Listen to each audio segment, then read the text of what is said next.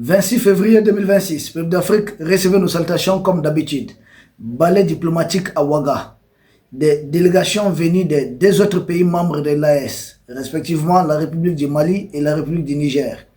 La délégation malienne, conduite d'ailleurs par les ministres d'État, le général Sadio Kamara, ministre de la Défense et des anciens combattants du Mali, et la délégation du Niger, effectivement, avec le ministre de la Défense, évidemment, le général Salifou Modi. Plusieurs ministres font partie du voyage. Pourquoi cette présence à Ouagadougou? D'abord, il s'agit de l'espace confédéral. Ouagadougou est la capitale du Burkina qui abrite la présidence tournante de la confédération AES. L'actuel président en exercice étant le capitaine, son excellence le capitaine Ibrahim Traoré. Donc, il y a une rencontre à Ouagadougou. Plusieurs ministres, délégations. Autour de quoi ces ministres-là vont travailler? Il s'agit d'élaborer la feuille de route pour l'ANDE de l'AES. Élaborer même, voire presque, voilà, soumettre à la conférence des chefs d'État. Donc c'est un travail qui a été d'abord fait par des techniciens à un certain niveau. Les ministres vont venir pour chapeauter ça. Et nous connaissons tous, la finalité, c'est au niveau des chefs d'État. Et l'Afrique, avoir rien que les ministres présents, on comprend tout de suite l'ampleur de la chose. Les médias impérialistes ont voulu inventer des sujets de gauche à droite pour essayer de faire passer ça comme inaperçu, comme si de rien n'était. Or, en réalité, c'est un travail d'intégration qui est en cours du côté de Ouagadougou. Déjà, l'AES, c'est l'intégration, rêvée par nos pères de l'indépendance. Mais l'AES, c'est surtout l'intégration à grands pas. Parce que l'AES, ce sont les trois piliers. Les trois piliers vont être discutés sérieusement. Il s'agit des piliers de la défense et de la sécurité. Et vous avez, d'ailleurs, pour la réception des délégations, c'est les ministres de la Défense, ministre de la guerre patriotique du Burkina, qui a reçu ses homologues du Mali et du Niger, qui a reçu toutes les délégations, pour dire qu'il y a un accent particulier. Les sommets interviennent dans un cadre, dans un contexte particulier, où les pays de l'AES sont parvenus à mettre sur pied une force unifiée de l'Alliance des États du Sahel, et cette force qui est basée d'ailleurs au Niger, qui vient de passer de l'effectif de 5 000 hommes à 6 000 hommes, là où l'AES qui est né en réaction, en rejetant, se débarrassa de cet autre outil sous-régional qui était devenu malheureusement un outil entre les mains des impérialistes, donc manipulé par Emmanuel Macron qui se lève un bon matin et dit: je vais appeler le président de la CEDEAO, il va vous sanctionner, il va vous, comme dit, et ça a été fait. Donc on ne pouvait pas rester. Là, nous avons vu, il n'y a pas longtemps, les gens de la CEDEAO, leurs pseudo-dirigeants et les chefs d'état-major étaient réunis à Sierra Leone. Et d'ailleurs, il vient même d'avoir des escarmouches que nous regrettons entre deux pays africains, entre la Sierra Leone et puis la Guinée, au niveau de la frontière. Qu'est-ce qui s'y trouve? On va en parler. Ça, c'est promis, je ferai tout pour décortiquer ça en détail. Mais d'ici là, de l'autre côté, ils se sont réunis, ils peinent à mobiliser 2000 hommes. L'AES avec fonds propres. La CEDEAO continue de quémander un fonds pour lutter contre les terroristes, comme si nos pays n'étaient pas des pays souverains. Les pays de l'Est ont décidé de financer eux-mêmes la lutte contre le terrorisme. 5 000 hommes, nous sommes à 6 000 hommes. Et Dieu seul sait le matériel dont dispose cette force unifiée de l'Alliance des États du Sahel. C'est une force très bien équipée et qui est en train de faire ses preuves sur le terrain, qui est en train d'éliminer certains chefs terroristes, qui est en train d'éliminer beaucoup de terreaux dans ce qu'on appelle la zone des trois frontières, qui a participé à la défense de l'aéroport international Amani Diori de Niamey. Donc cette force a participé déjà à plusieurs opérations. Il n'y a pas longtemps, en territoire malien, dans la région de Ménaka, cette force a neutralisé beaucoup de terreaux. Donc les résultats, on continue. Nous avons écho des résultats de la force unifiée de l'AES. Donc le pilier fondamental, l'un des piliers fondamentaux de cette rencontre de Ouagadougou, ça serait autour des questions de défense et de sécurité. Voir comment renforcer. C'est là que nous avions l'autre jour fait une proposition. Nous revenons là-dessus. La répétition est souvent pédagogique. Nous avons dit, l'Iran a approché la confédération AES. Nous avons vu un officiel du Burkina du côté de l'Iran, nous saluons, a approché la confédération AES via le gouvernement du Mali. Et je suis convaincu que le ministre d'État du Mali est porteur de ces messages. Sinon, c'est déjà même le cas parce que les pays de l'Est se coordonnent. C'est presque automatique. Donc, leur désir, c'est de collaborer avec l'AES, précisément dans les domaines de défense, sécurité et puis technologie.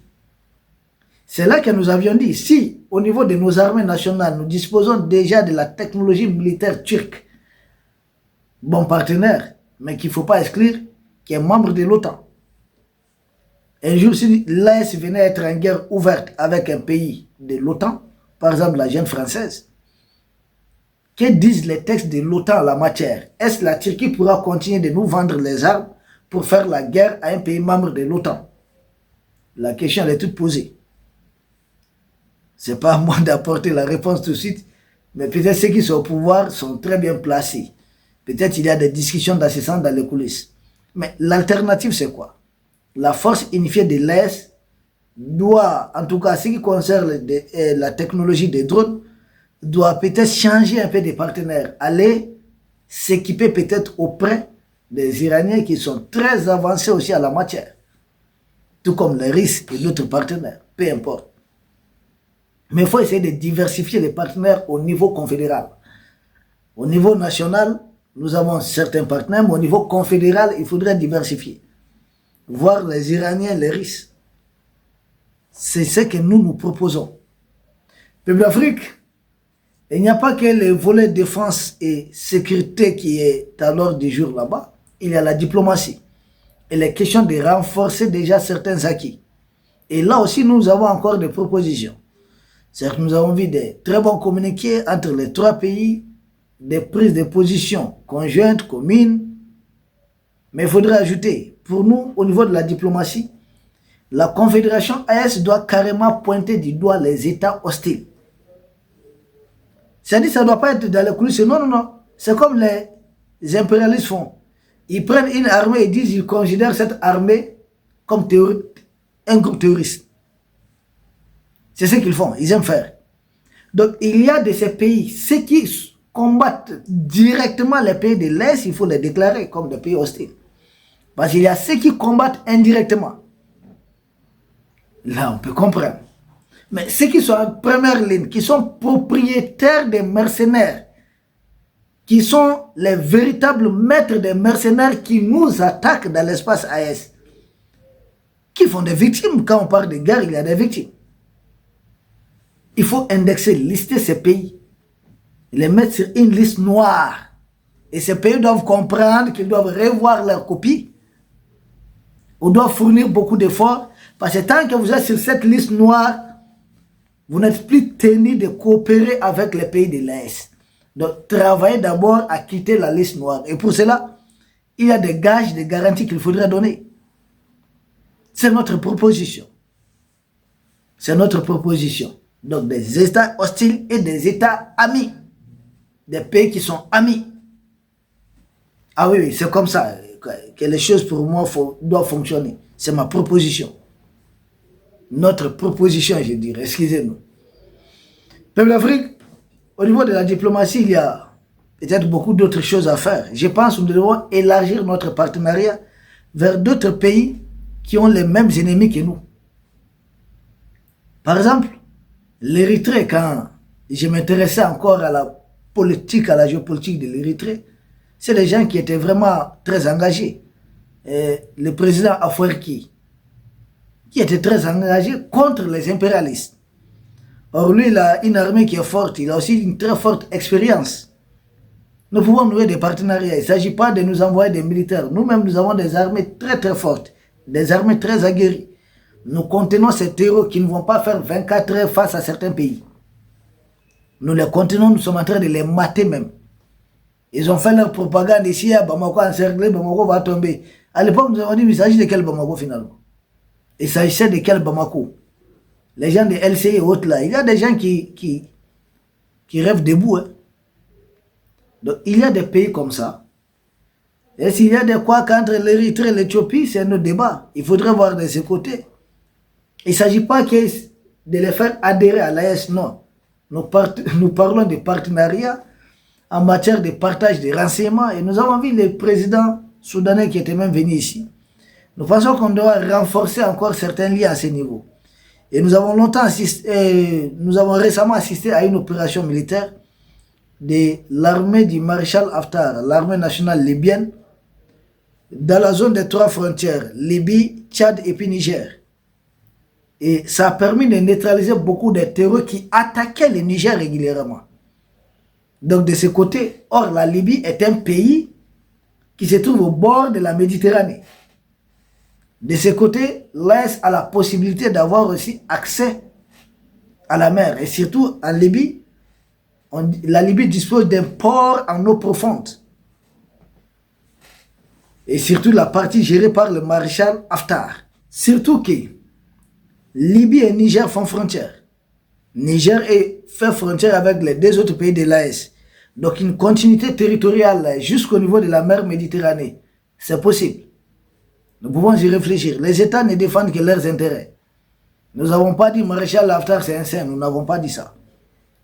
Mais il laisse entrevoir une certaine fenêtre qui peut profiter au pays de l'AES. Il faut peut-être juste savoir manœuvrer davantage. Et c'est bien de concurrencer souvent la junte algérienne sur ce terrain. Et la Libye fait frontière avec le Soudan. Et le maréchal Haftar, tout comme le général Al-Bourhan, ont à peu près les mêmes alliés. Bon, nous n'avons pas dit que leurs alliés sont forcément les nôtres. Mais il y a cette possibilité. Et du côté du Soudan, les pays de l'Est, le Soudan sera pacifié tôt ou tard. Les pays de l'Est, il y a un pays qui se trouve entre les pays de l'Est et le Soudan. C'est le Tchad.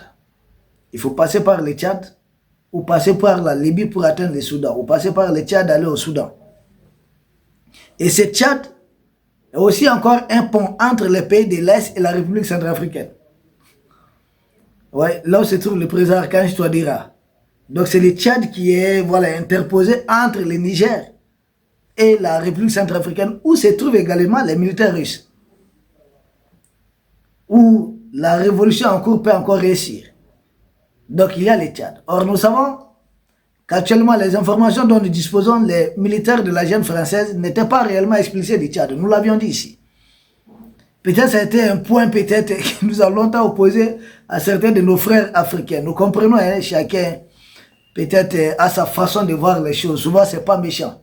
C'est juste une façon. C'est une perception. Ça ne veut pas dire que tel a trait ou tel, c'est pas... Non, non, non, non. Même nous pouvons nous tromper dans certaines de nos analyses. Ça arrive. Mais le pouvoir en place au Tchad est entre les mains d'Emmanuel Macron. Vous tournez à gauche et à droite, c'est Emmanuel Macron. Vous savez, il y a souvent des échauffourées là.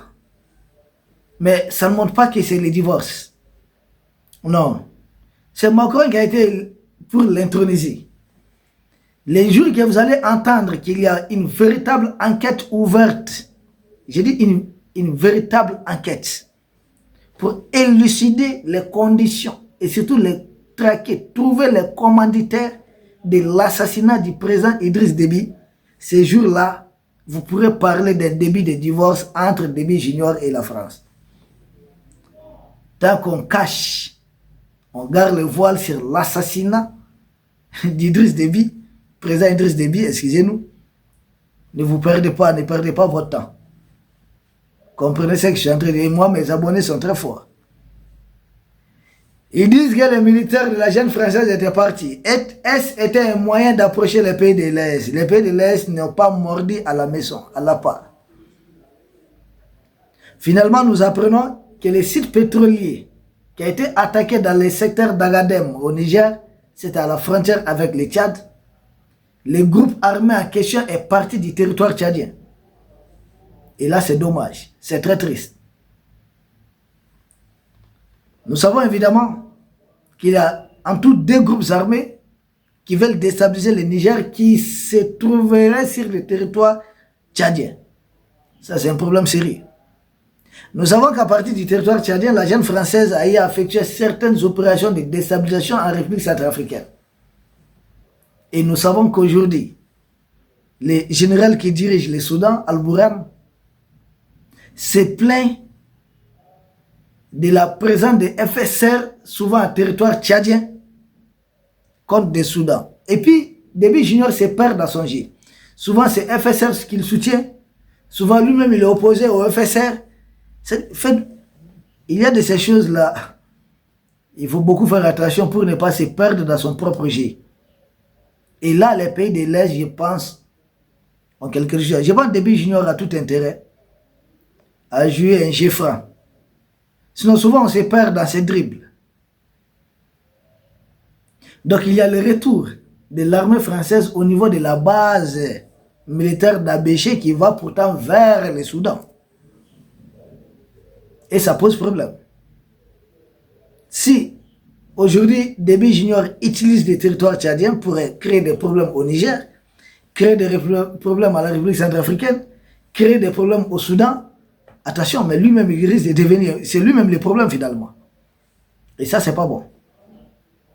Est-ce qu'il avait utilisé ces stratagèmes en coordination avec la jeune française pour essayer de faire croire à un divorce avec la France, nous approcher peut-être pour bien nous espionner au haut niveau? Parce qu'à ce moment, on discute de présent à présent. Il s'est même rendu en Russie. Qu'est-ce qu'il voulait savoir? Et après, nous n'avons rien vu. Bref, chacun de nous peut se poser beaucoup de questions. Le dernier volet, c'est l'économie. Et à ce niveau, je pense que nos responsables, nos dirigeants que nous saluons, sont en train de faire un travail remarquable. Nous avons la nationalisation en cours dans l'espace AES. Donc la part des recettes minières continue d'augmenter. Il y a beaucoup de choses qui se passent. Mais l'épine dorsale domine cette question monétaire. Qu'il faudrait travailler avec beaucoup de lucidité. Beaucoup de lucidité. Le peuple d'Afrique, il a beaucoup de questions. Beaucoup de questions. Mais c'est cette rencontre au cours à Ouagadougou. Nous souhaitons plein succès. Nous avons évoqué notre part d'inquiétude et nous avons formulé certaines propositions. Nous encourageons cette rencontre qui doit être vraiment multipliée parce que l'AES, c'est une confédération qui tend vers un État fédéral.